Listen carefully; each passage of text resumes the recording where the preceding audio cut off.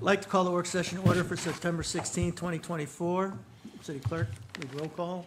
Let the record reflect that all members are present. Okay, we have one item on the agenda tonight. The item is to receive and review the recommendations from the Charter Review Committee. City Attorney Rourke will present.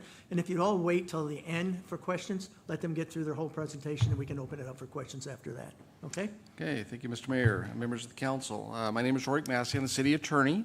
Appearing with me this evening to present their recommendations are John Cox, who is the chair of the Citizens Charter Review Committee, and Susan Schmelzer, who is the vice chair. So I'm going to do a quick introduction, and then they're going to share the results of the discussions of the Citizens Committee.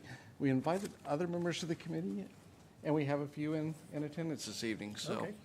We'll introduce the members of the committee in a couple of slides.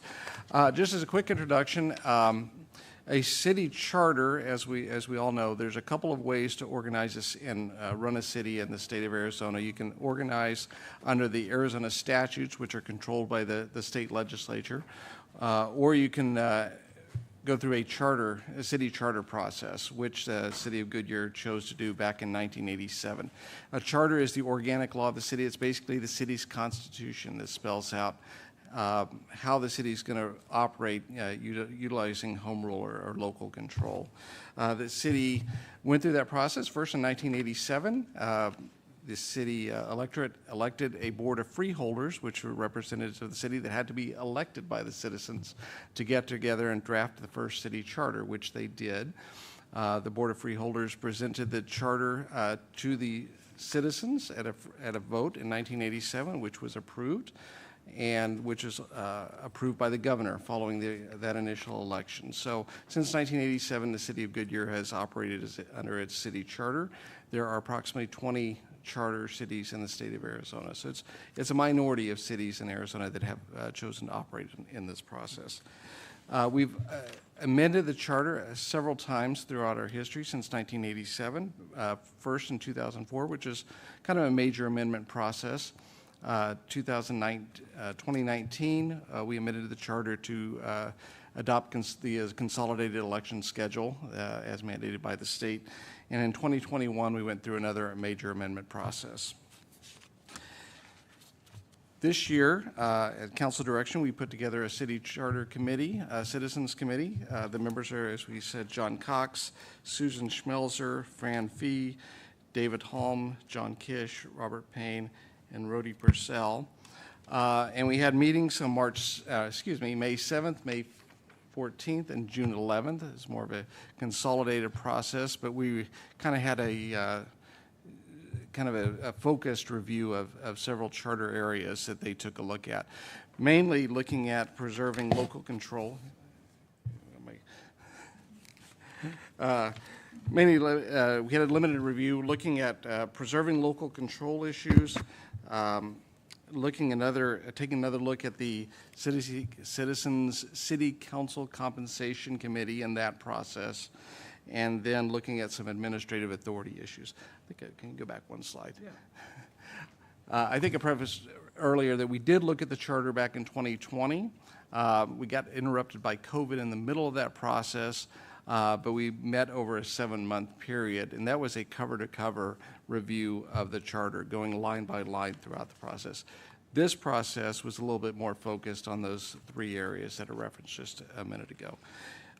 In addition to the Citizens Review Committee, and they were an engaged and deliberative body, and they had asked a lot of great questions during this process.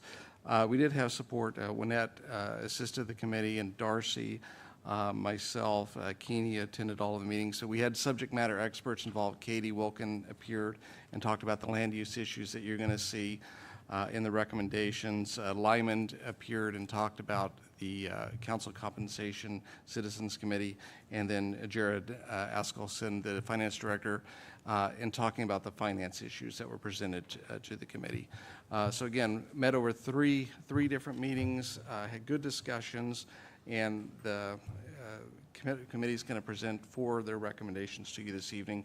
And at the end of their presentation, we're available to answer any questions that you may have.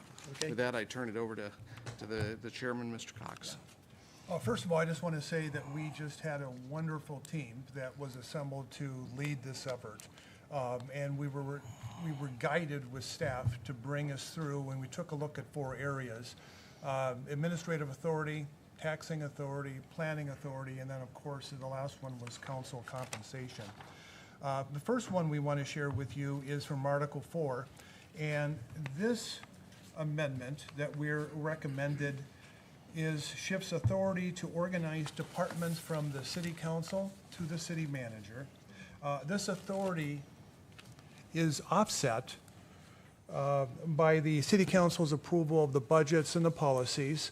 The committee, in our review of that, we appreciated the efficiency that delivered. We also appreciated empowering your CEO with those responsibilities. And quite frankly,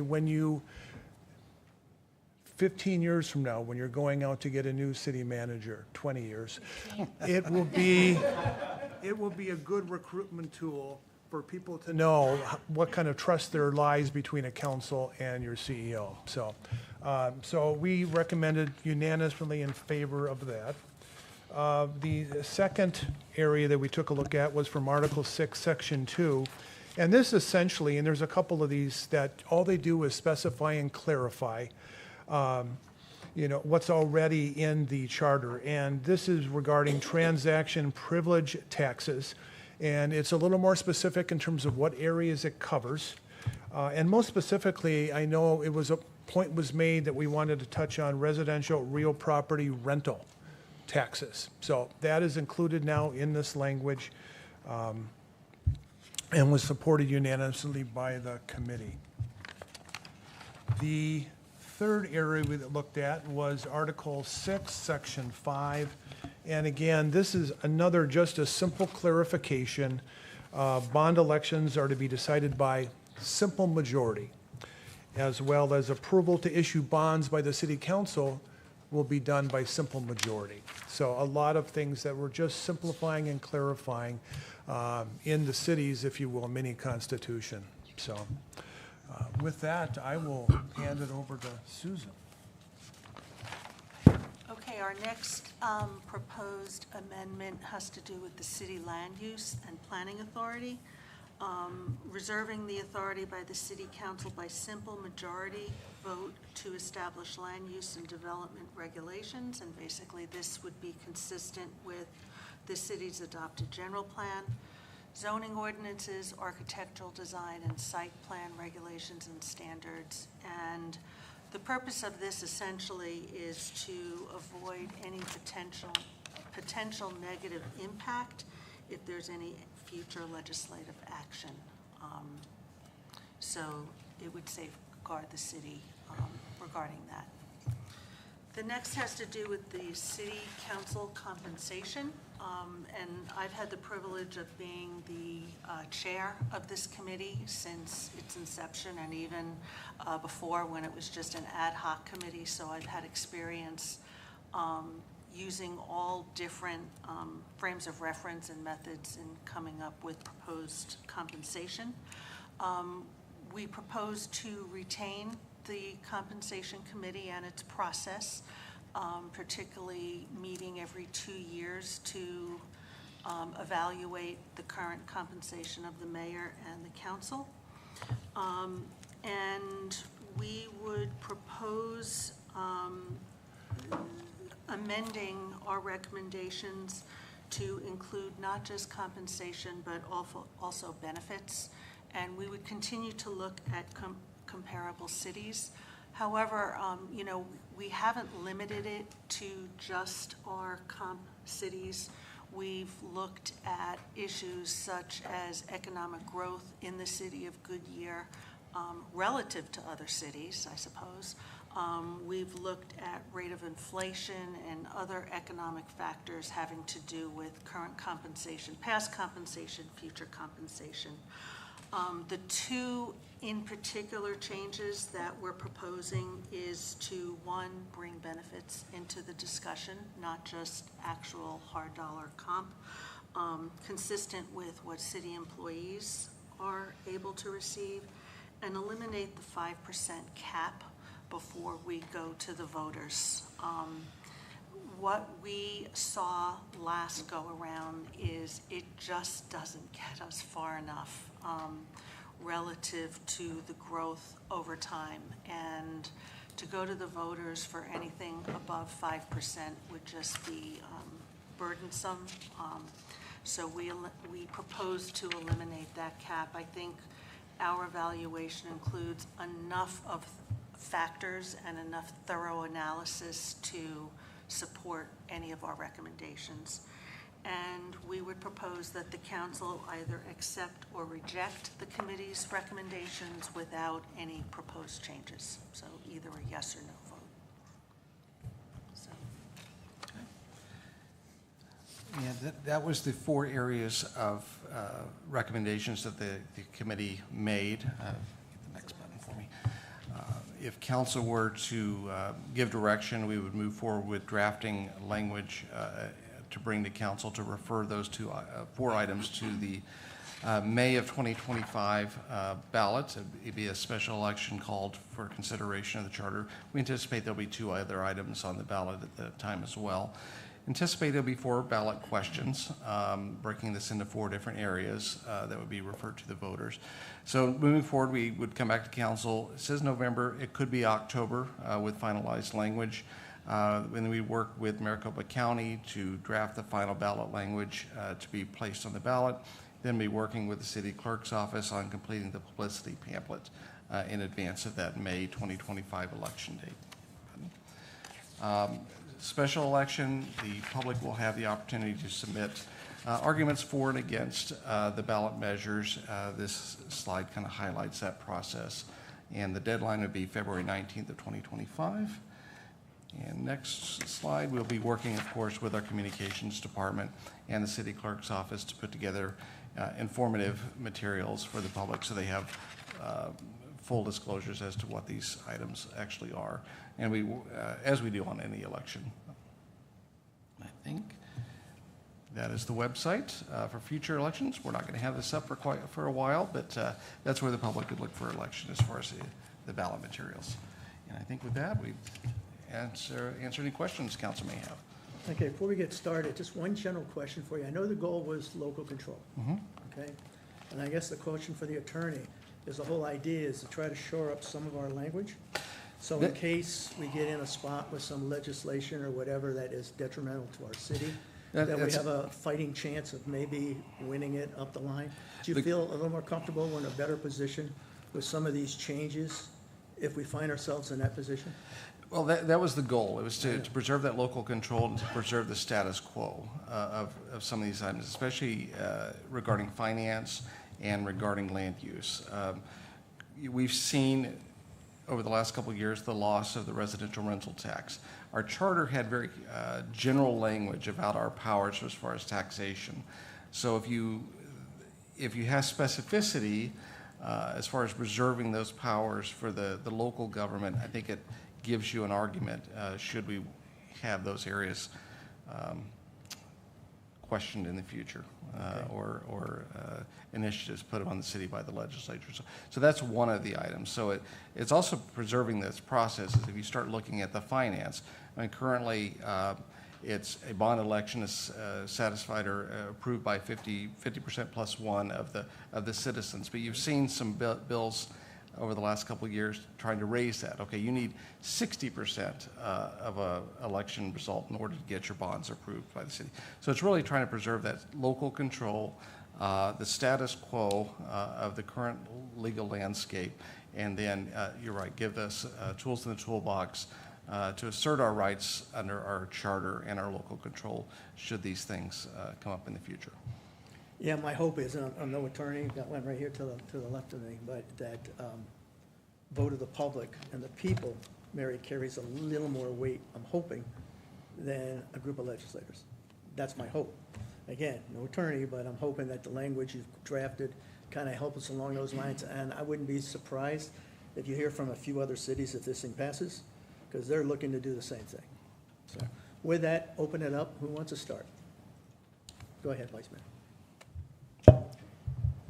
Well, I had two questions and you answered them in the presentation. I just want to thank you, John and Susan, for your work. You are always very thorough and comprehensive whenever you're getting involved in your committee. I think some of your committee members are here. I saw Jason come in, Rhodey's here, and might be another gentleman in the back. Yeah, maybe you want to introduce your committee Yeah, could they members. stand up for us, please? The ones that are here? Hi, I'm Rhodey Purcell, and the committee and the overall support from Goodyear was amazing. And Rorik was specific to the instruction. We are meant to work within the charter and adjust the charter as needed, but still abide by Arizona state statutes. So, thank you. Jason Kish. It was a pleasure working with this fine group. They knew what they were doing. It was just fun to watch them work, and pleasure working with Rorik and the rest, and Wynette. And it was just an awesome group to get to know the charter. So thank you for the opportunity. And we got one more? Hi, I'm Bob Payne, and I'd just like to thank the council, Wynette, Rorik, for the opportunity to participate in this process. I've had a chance to work on several committees in Goodyear, and the support and the leadership we get is always outstanding. So thank you for that. No, thank you. And certainly, we are very fortunate to have so many engaged citizens who are willing to take on these roles. So thank you very much. Next? Go ahead. First of all, I do want to thank the committee members, and I thank you two for chairing the committee very much, because this is a bit of a task to go through all this and try to see where we're at. I had a couple questions and comments. First of all, would these go down as 4 separate questions on the ballot or one large question? To avoid any issues as far as the single subject rule, I anticipate breaking it into 4 ballot questions because they're all in separate charter or sections of the charter articles. So we'll just break it down by article. Okay. And the first one, I support all of them. I think it's well thought out of and everywhere. The only other question I had was, we had talked about getting rid of the districts at one point. I don't know if that was on the table, because some cities have had more problems than with districts as we see some of our neighboring cities go through this. So I don't know if that was something that was on the table, because we're not there yet, but just a question. The mandate to move to the district system was removed in the last charter Okay, amendment. so But this committee did revisit at a high level, just touched on it and decided to honor the previous recommendation. And then question 1, I fully support. I think that's a very good way to streamline as we get larger and have more departments and need to change and modify. We need one person who is going to, and that's basically our CEO. So I think that's a great option there. I did have a question similar to what the mayor was saying. When we're talking about the local control, do you think that the language we put in there now would have helped a fight against the rental tax, or? Yeah, the answer is yes. Thank you. So that if they tried the food tax, this type of, It gives you a tool in the toolbox Okay. that we don't necessarily have today. and then the other question, that's also for the 60%. So if they say supermajority to raise taxes, again, that's a tool that we can go. Correct. So what happens if they say to raise taxes or to get a bond, it has to be a supermajority? Do we get what's the process on that? Which one controls until the courts decide? Most likely, we'd have a couple of routes to go, and we can certainly talk about that later. We'd either file a declaratory action, try to get a court decision ahead of time, or we'd wait for somebody to challenge our proceeding under our city charter. Okay, thank you. And then my last one is on the city compensation. I know you've all been involved in that, and there's been some conversations. And obviously, Bill and I are termed out, but I think that's something we've talked about, is that we need to look at that in order to make sure that we can continue to get people who want to serve. Everybody here has pretty much done it for free, but as we grow and we get more people, I think that's important. So I appreciate the time and the effort that y'all put into it. So thank you very much. Next, go ahead, Brandon. Yeah, You're you on. guys already kind of answered all the questions. So I say thank you to John, Susan, Fran, David, Jason, Robert, and Rhodey for all your guys' participation and help with the charter. Yeah, I don't have anything against it. I think it's a good way to clean it up, protect us, help our local control, and then really plan for the future here as well. So, and and it'll be a May 2025. So is that our last time we can do a special election? I think that's our next available date next that we available were one. looking at, so. Okay, I know with the cycles and everything, if we. You have to get so far in front of them as far as getting the language prepared. Don't you think that's the next available date? Yeah. Yeah. Yeah. Okay. No, yeah, no, I'm on board with it. I think it's good. I'm sure we'll continue to keep looking at the charter in the future as well. Is that on a cycle as well, reviewing our charter? There was a provision inserted into the charter through the last charter committee in 2021 that recommended council consider appointing charter review committees every 10 years. Okay. It's not a Yeah, mandate, that's but what there's it a was. suggestion that you take a look at just having an overall review every 10 years. Yeah, because I think we talked about, I think at the time it was just going to be me and Laura here or something. So for that would be the next time we'd even look at it for that and also for potential districts. That'd be the next time that was built in that we'd even maybe look at that. So, okay. Not saying that we could always make that earlier if we needed to. That'd be just like we're doing now. Council's discretion. Yeah. Okay. No, I appreciate it. I think that's good. Thank you. Wally? Thank you. I agree with what you're proposing, and I'm You're on. No, you were on. oh, sorry. No, go back, hit it again. Nope, Okay, you're on. sorry. I agree with what you're proposing, and I want to thank you for changing the majority vote. I think that's really important, by us saying we'll pass it by a vote of majority rather than 2/3 or 60% or whatever, because sometimes it's very difficult to do. And I just think we were already doing it for our city council elections. It makes sense to continue it for the bonding or whatever else we need to do. So thank you very much. Whoops. Hold on. I just had a quick follow-up question to that. Will there be Make it quick, yeah. will there be a side-by-side in the information that goes out to voters on what was there to what is there now? I believe we put a red line in last time, Yeah, I yeah. thought we did. I was just curious if this is the same Yeah. thing. So they know. We'll make what sure they we're- have all the That's not, we're not information. so far off from what we originally were. Right. So, okay, thank you. Councilmember Gills? Thank you so much for everything you put into the compensation packet for council. It's overdue. So, and I appreciate it. It was a big one that pushed for that. So I'm very, very grateful to all of you for everything that you did and all the hard work you put into that. The benefits I did not think was going to be in there, so that makes me even more happy. And if I could just interject, this last go-around, it was like we took one step forward, 2 steps back. I know. Because of that limitation we had. Right. We actually fell behind where we were with the comp cities from where we were the Yeah. time before.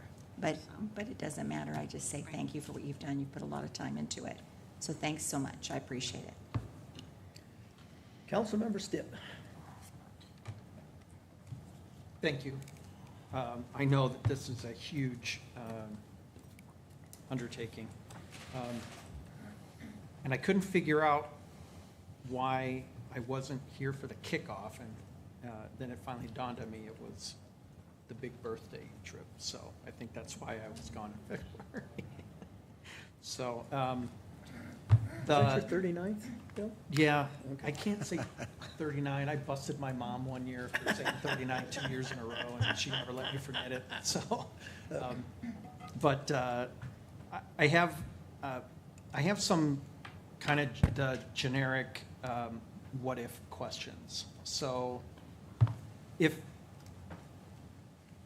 the tax language or the bond language fail, separate questions, what does that mean for us?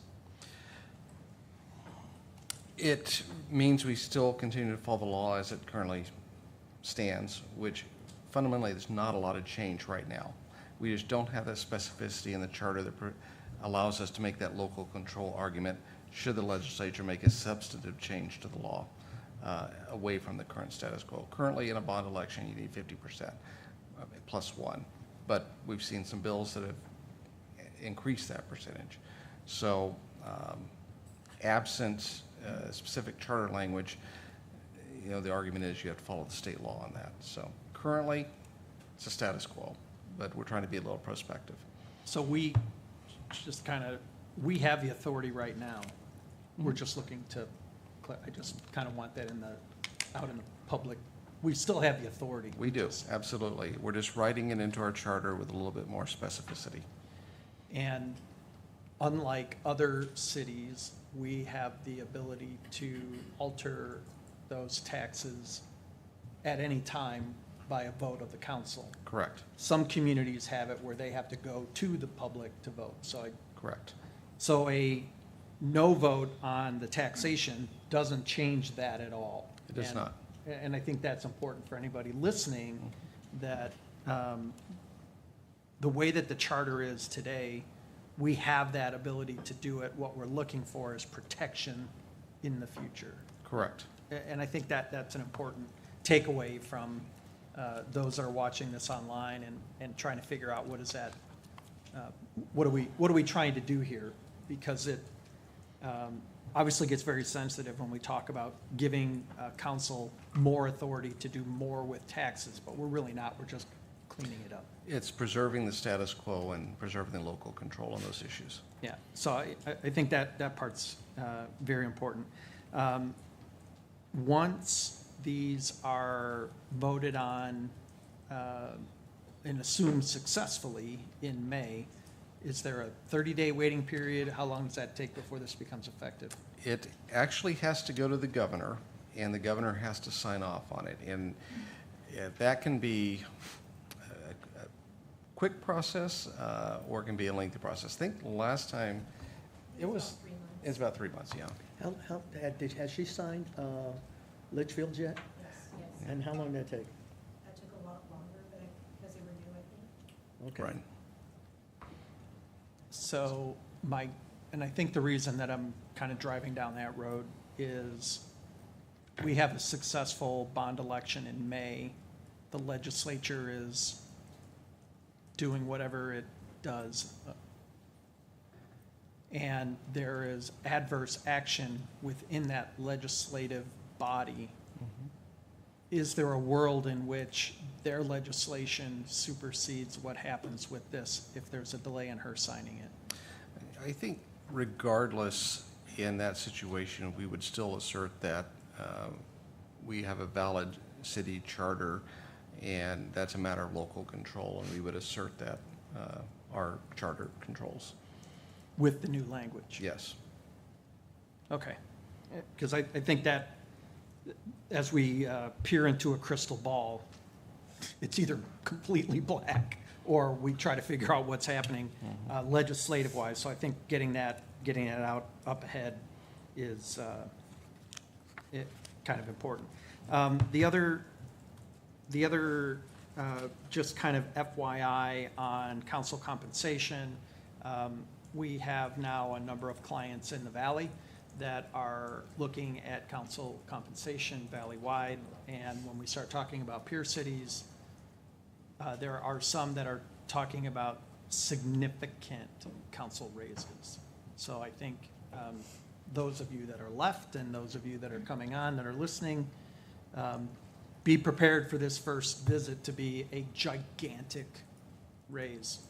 And you got to figure out how you're going to deal with that. So just kind of a heads up, because there are a number of communities that are talking about significant 25% plus increases to council compensation because of the way that they've been neglected, I guess, over the years. Just, and not that we neglected it intentionally, but it's just kind of a byproduct of the political landscape. So just a heads up on that. The other thing on the districts is, just because it says 10-year review doesn't mean we have to wait. So if there's a push from the community that said, hey, we need to figure out our representation, any future council, next year you could say, let's talk about districts, right? Absolutely. Okay. So then the last thing on my list, I had requested,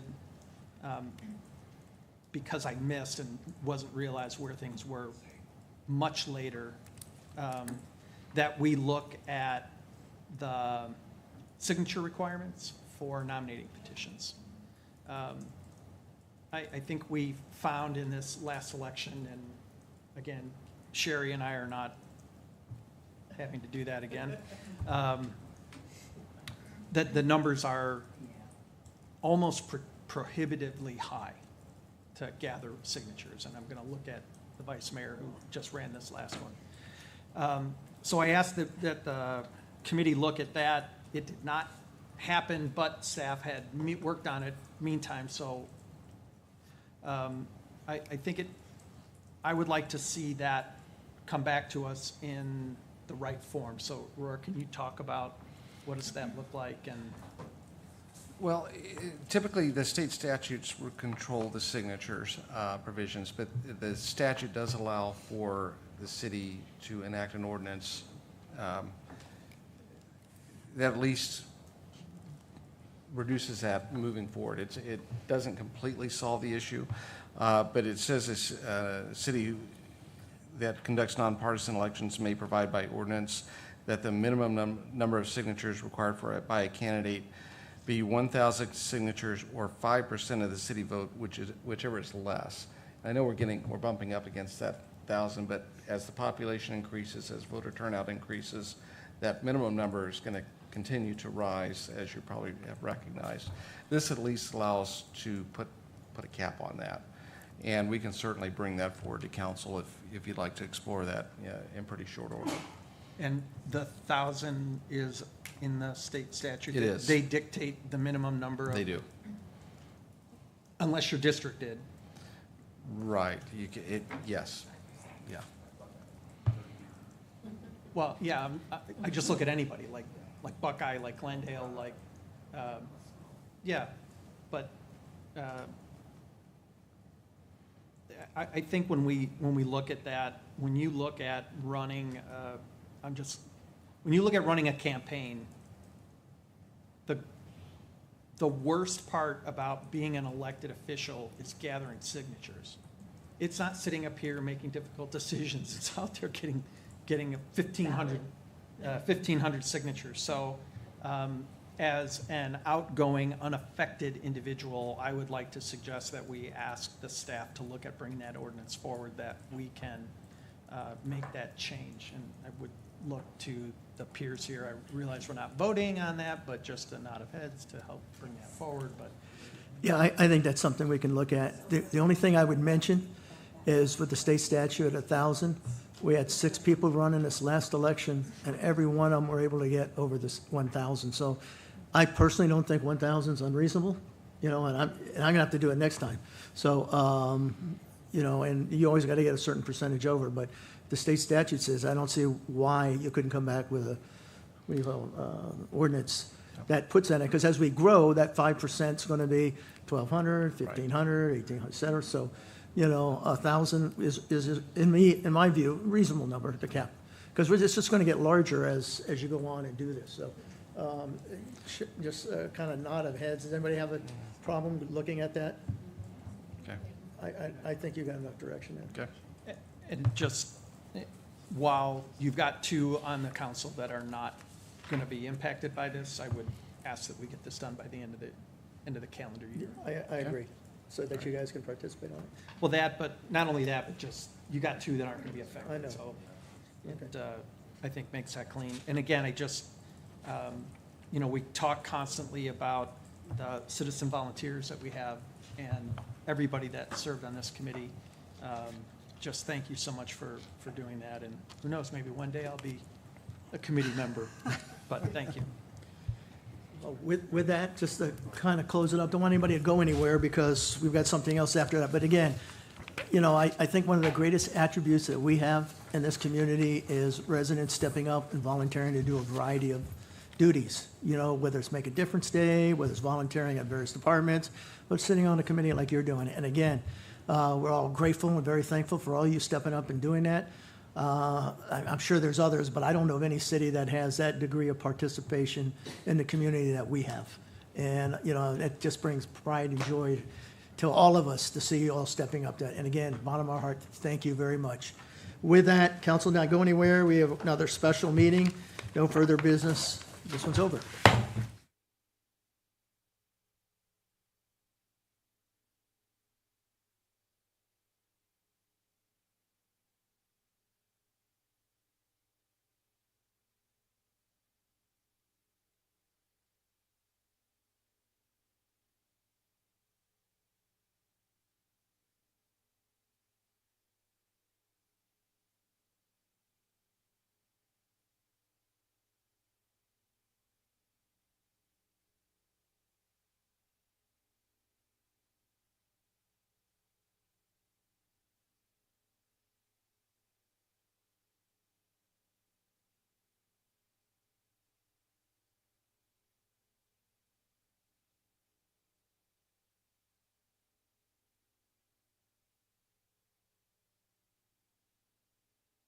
Can I get a vote? All in favor?